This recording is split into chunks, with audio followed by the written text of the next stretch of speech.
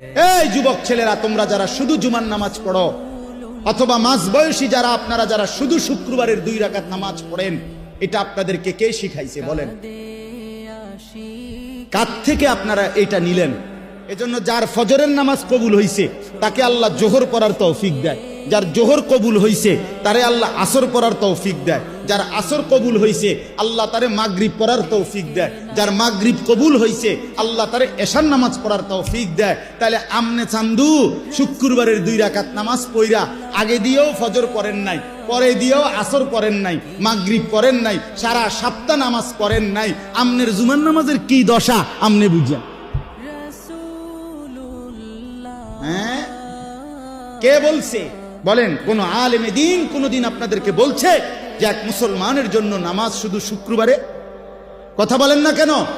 তাহলে এটা আপনারা কোত্থেকে নিলেন? কিভাবে নিলেন আপনারা? মসজিদগুলো দোতলা হয়, শুক্রবারে জায়গা হয় না। মসজিদ ভাঙ্গা নতুন মসজিদ হয়, জুমার নামাজে জায়গা হয় না। মসজিদ কি শুধু জুমার নামাজের জন্য না 5 ওয়াক্ত নামাজের জন্য? হ্যাঁ শুনেন, এটা মনে রাখেন।